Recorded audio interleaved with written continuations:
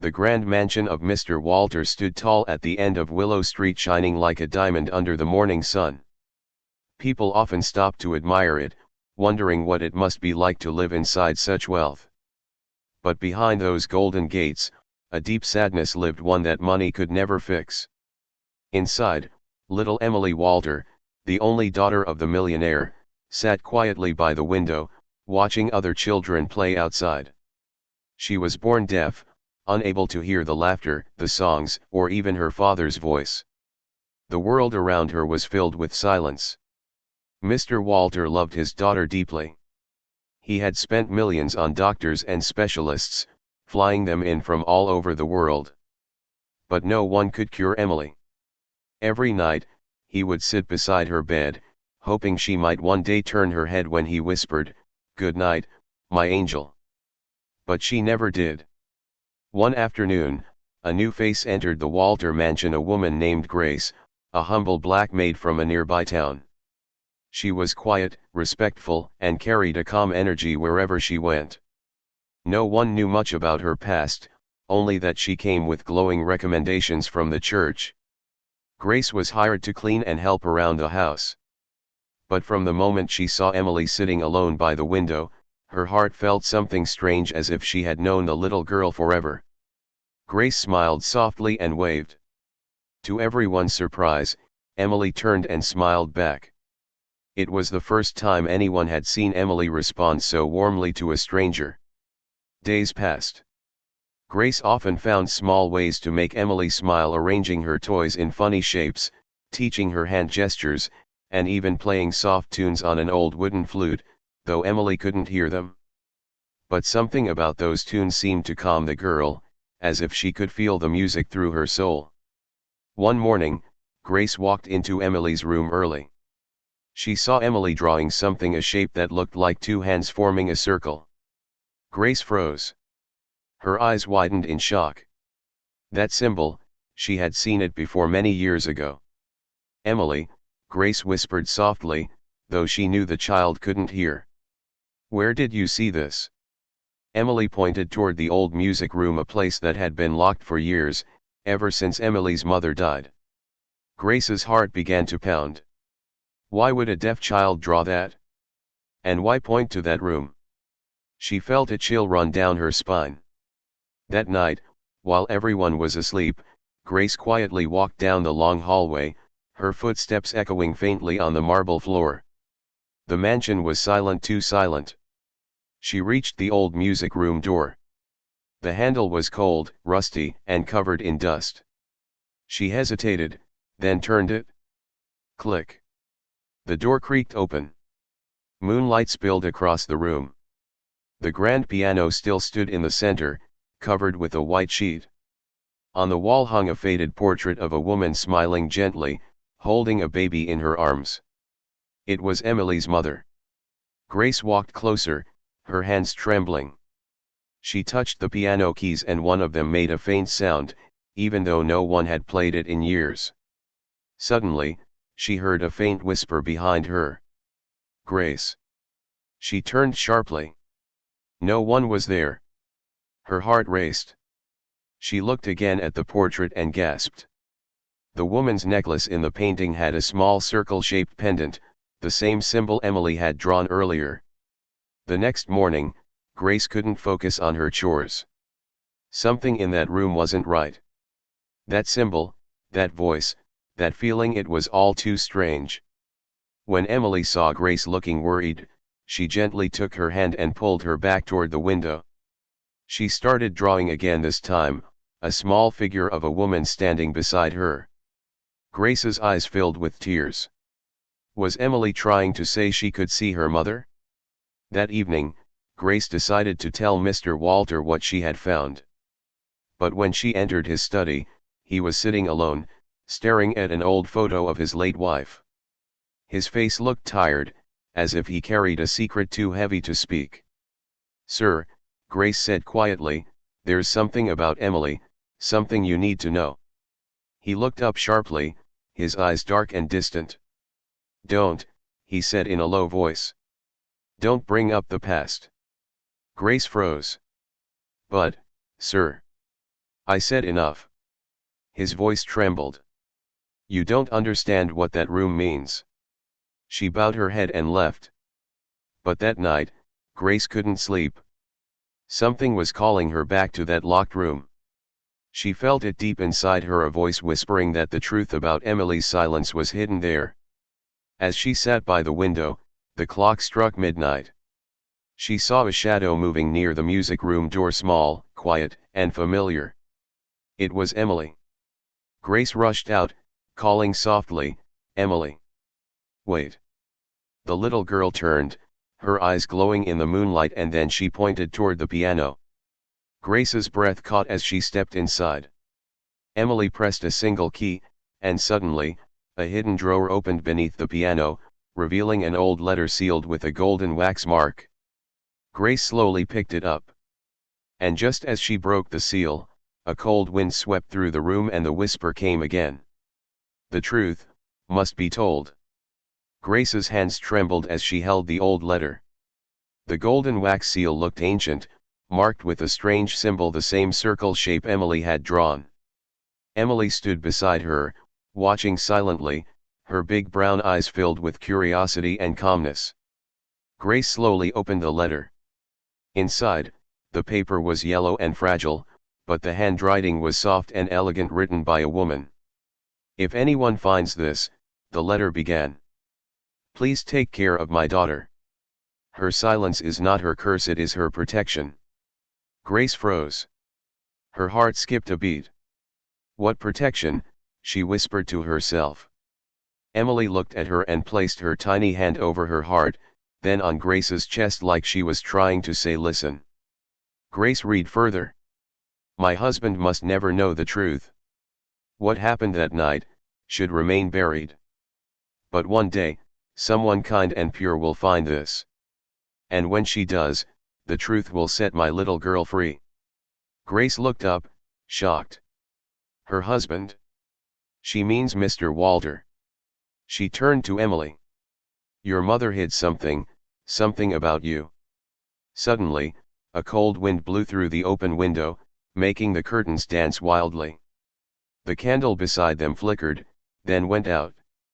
Emily's small body shivered, and she clung tightly to Grace's arm. Grace folded the letter quickly and whispered, "Don't be afraid, baby.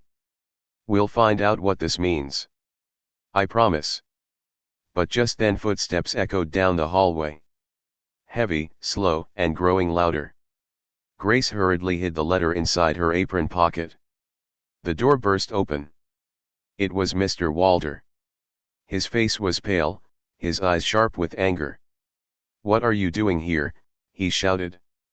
Grace stuttered, "Sir, I found Emily here.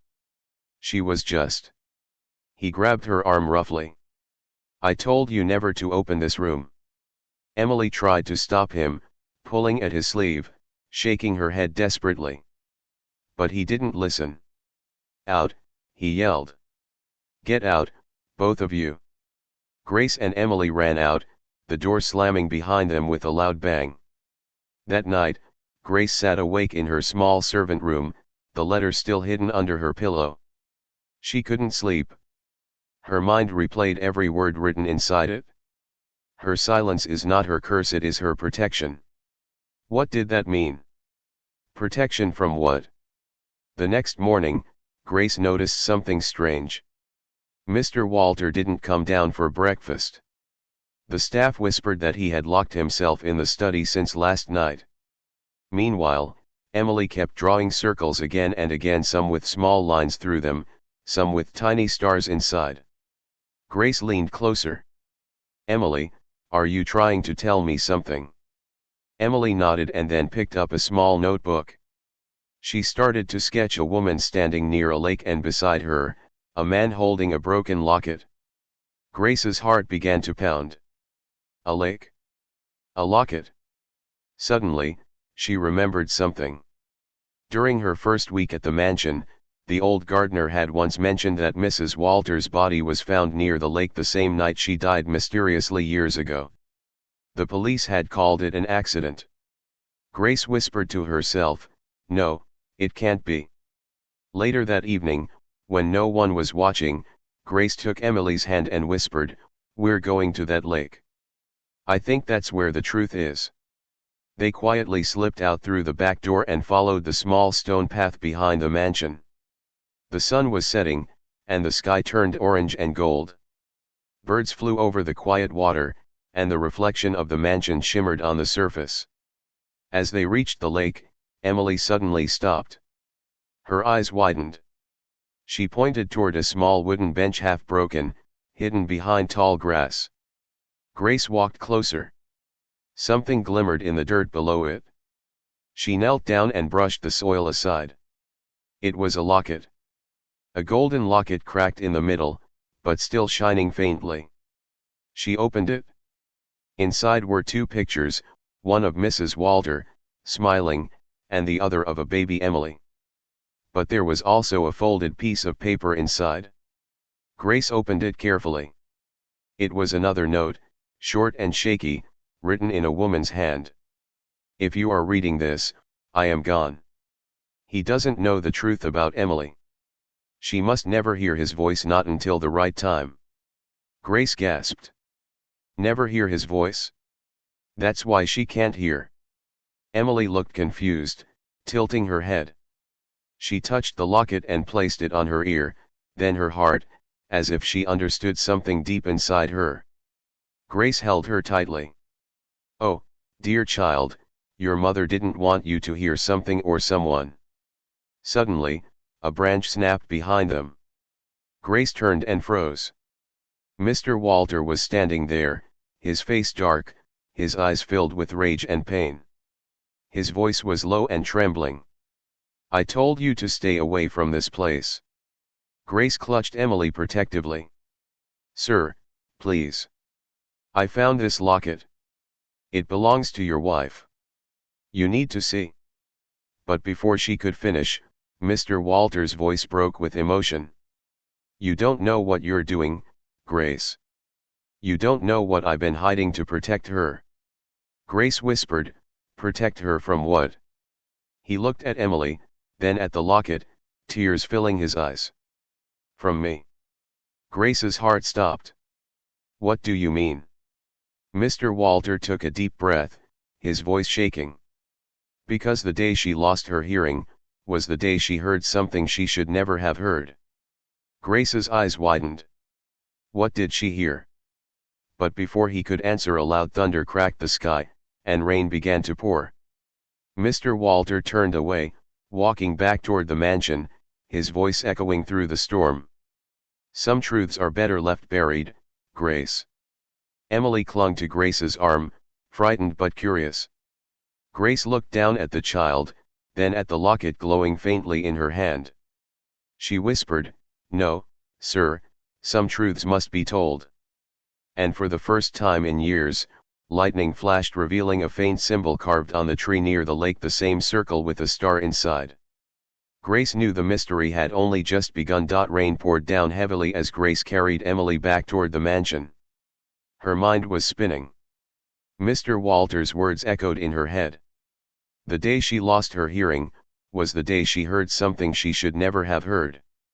What could that mean? What could a child possibly hear that would make her go deaf forever? That night, Grace couldn't sleep. The sound of thunder mixed with her thoughts. She sat by the window, holding the golden locket tightly in her hands. She whispered to herself, Emily's mother tried to protect her from something, but from what? Or from who? Suddenly, Grace heard a small knock on her door. She opened it and there was Emily, standing with her teddy bear, her eyes wet from crying. Grace knelt down. "What is it, sweetheart?" Emily handed her a small piece of torn paper. On it, she had drawn a circle again, but this time, inside the circle was a piano. Grace frowned. "The piano again." Emily pointed toward the hallway, urging Grace to follow. Together, they walked quietly through the dark corridors until they reached the music room once again. The air felt cold.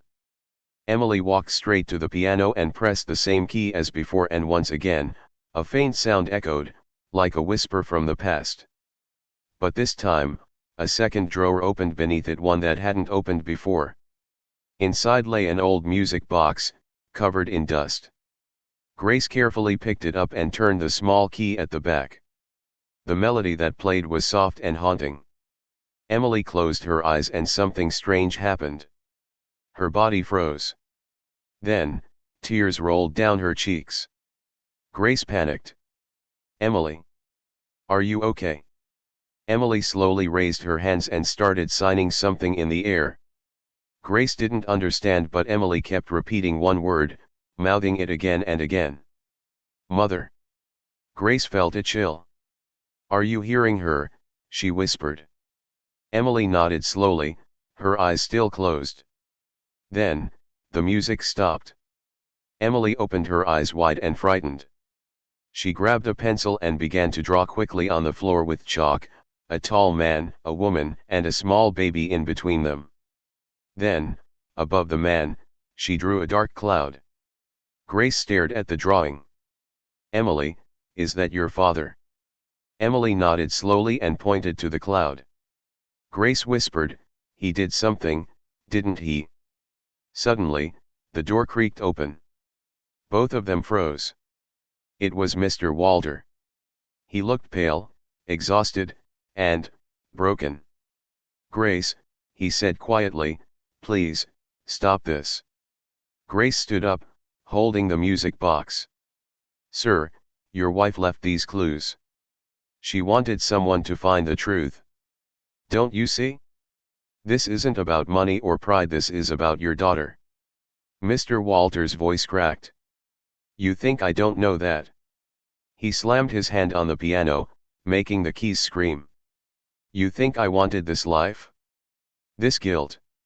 Grace stared at him, shocked. "Then tell me, sir. What happened the night your wife died?" He took a deep breath, his voice trembling. "She wasn't supposed to die that night. We were arguing, about something terrible." "About me?" Grace stayed silent, watching him. Mr. Walter continued, "I had made a mistake years ago. Before Emily was born. I trusted the wrong people. I got involved in something dark. Your madam, my wife, found out. She tried to protect Emily, but she also tried to stop me." Grace whispered, "Stop you from what?" Mr. Walter closed his eyes. "From finishing a deal that would have destroyed many families. She said she'd expose me if I didn't stop. I was angry. I shouted. I didn't know Emily was in the room." Grace's eyes widened. "She heard everything." He nodded slowly. "She was only 4 years old. She stood by the door, hearing her parents fight, hearing me confess to things a father should never say in front of his child. When her mother fell, and I tried to help. Emily screamed." He paused, tears rolling down his face. "And then she went silent. Forever." Grace's hands trembled. "So, her mind shut down." He nodded again. "Doctors said it was emotional trauma. But deep down, I knew it wasn't just trauma. It was guilt. She didn't want to hear me anymore." Grace looked at Emily, who was staring blankly at the piano, her little hands clutching her teddy bear. Grace whispered, "She didn't lose her hearing, sir. She chose silence." Mr. Walter dropped to his knees, crying.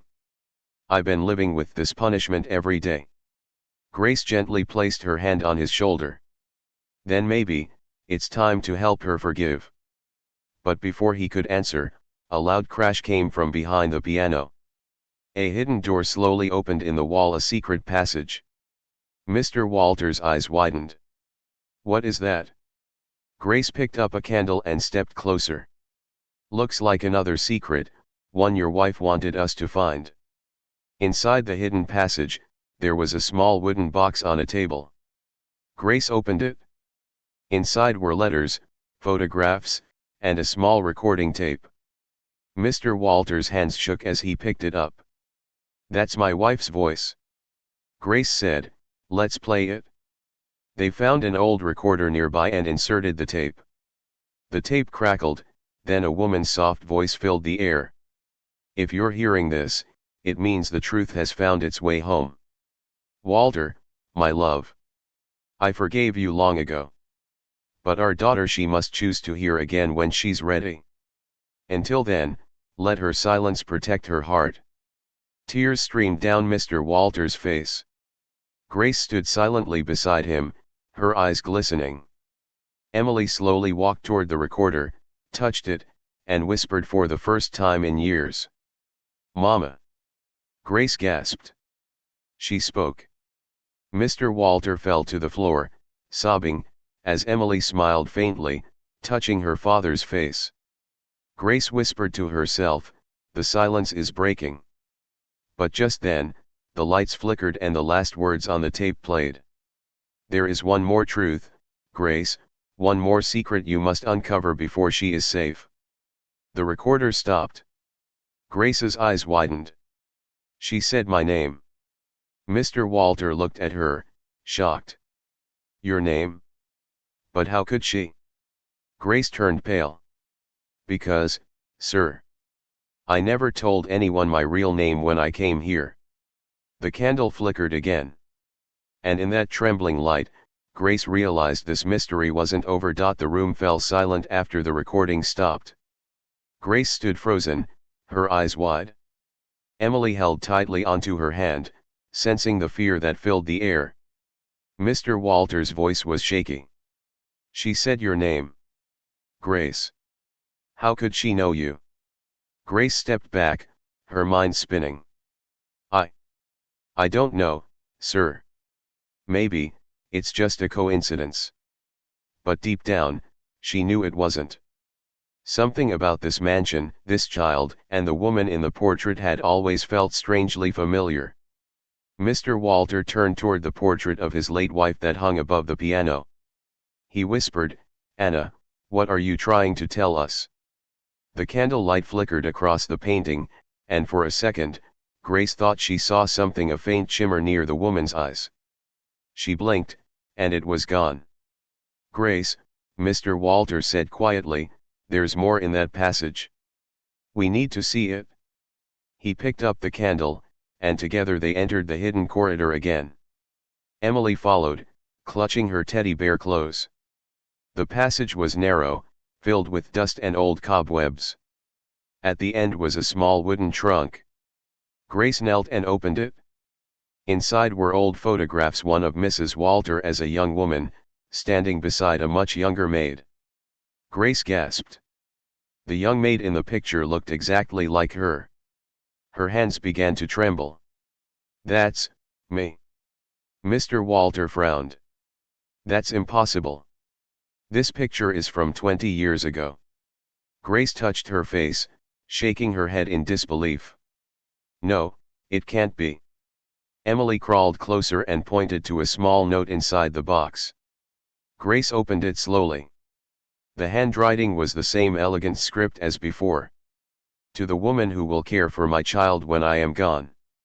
You will not remember who you are until the time comes. When you find this letter, you will know you are more than a maid. You are her guardian, chosen long before she was born." Grace's eyes filled with tears. "Chosen?" Mr. Walter whispered, "Are you saying my wife chose you?" Grace's voice broke. I don't remember anything before I came here, sir. I thought it was just a hard life, one I had forgotten. But now, maybe it wasn't memory loss. Maybe, she made me forget."